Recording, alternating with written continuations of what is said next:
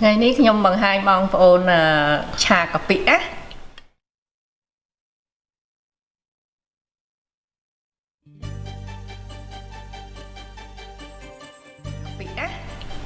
្ញុំមានសាច់3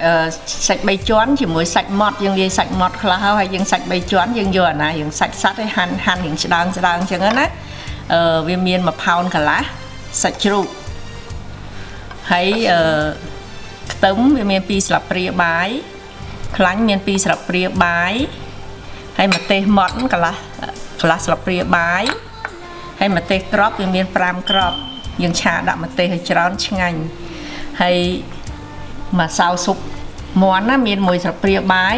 ស្ករយើងកាពិយើងដាក់ឲ្យយើងប្រៃបន្តិចប៉ិនយើងប្រើស្ករច្រើនបន្តិច5ស្លាបព្រាបាយហើយកាពិ1ខាំកាពិ1ខាំមុននឹងឆាយើងយកមកច្របាច់ជាមួយទឹកសិនណាទឹក1ខាប់កន្លះយើងដាក់ឆាកាពិទាំងដុំអញ្ចឹងជួនណាវាមានដុំគ្រួសវាមានដុំគ្រួសដុំខ្យងអីទៅវាញ៉ាំទៅវាប៉ះឥឡូវយើងយកមកកូរជាមួយទឹកហើយយើងត្រង់វាសិនណាហើយនេះខ្ញុំដាក់ហើយឃើញទេទឹក1ខាប់កន្លះកាពិ1ខាំឥឡូវយើងកូរឃើញទេរាវអញ្ចឹងណាហើយខ្ញុំត្រង់ព្រោះអីយើងអត់ត្រង់យើងឆាទៅវាមានថ្មដីអី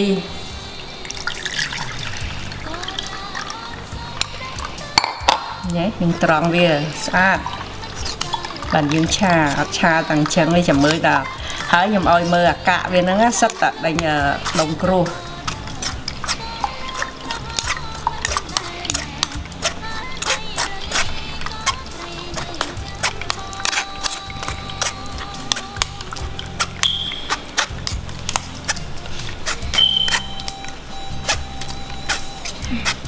ញ៉េ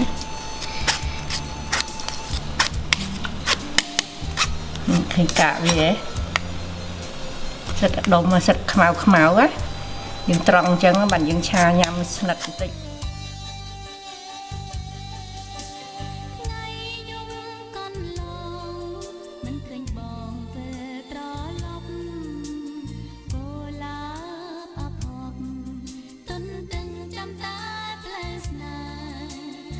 ទេយើងហាន់ហើយដាក់ចូលកាពិចូលទាំងអស់ហ្មងណា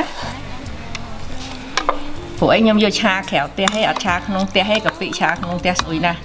ហើយនេះស្ករអីក៏ដាក់ចូលគ្នាហើយ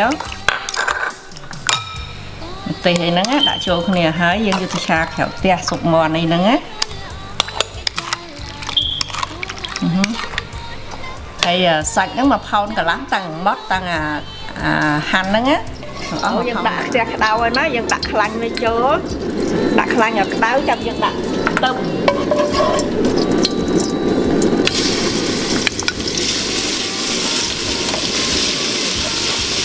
ពងលើក្រហមទៅយើងឆាសាច់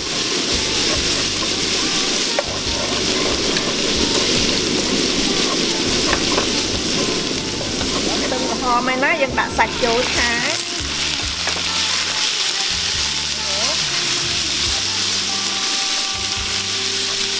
ហើយ3នាទីចាំយើងដាក់កាពិចូល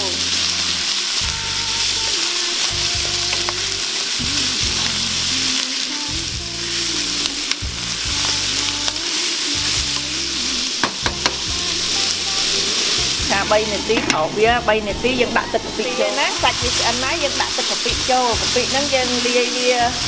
យើងត្រង់វាអញ្ចឹងបានវានេះហើយយើងដាក់ទឹកឲ្យច្រើនបន្តិចមកងាស់សាច់ដើម្បីឲ្យសាច់ហ្នឹងផុយយើងចង់ដាក់ទឹកបន្តិចក៏បានដែរក៏ប៉ុន្តែសាច់វាអត់ផុយ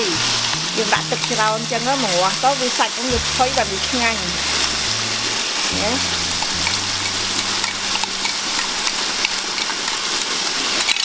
ហើយឆាវាទៅឆាប្រហែលជា10នាទីវារីងទឹកហើយរីងទឹក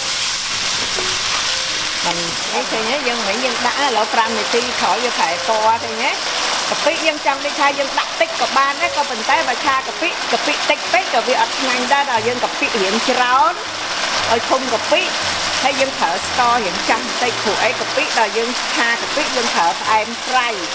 ហើយបើថាប្រៃពេកក៏វាអត់ឆ្ងាញ់ហើយយើងដាក់កាពិតិចពេកក៏វាអត់ឆ្ងាញ់ទីណារួចរាល់ហើយឆ្អិនណាឃើញទេយើងកុំឲ្យរីងស្ងួតពេកយើងឲ្យវានៅសើមអញ្ចឹងបានយើងជ្រលក់បន្លែឆ្ងាញ់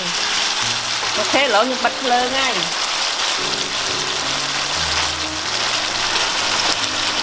ហ ឥឡូវយើងឆ្អិនរួចរាល់ហើយណាឥឡូវយើងភ្លក់មើលតើវាមិនវិញ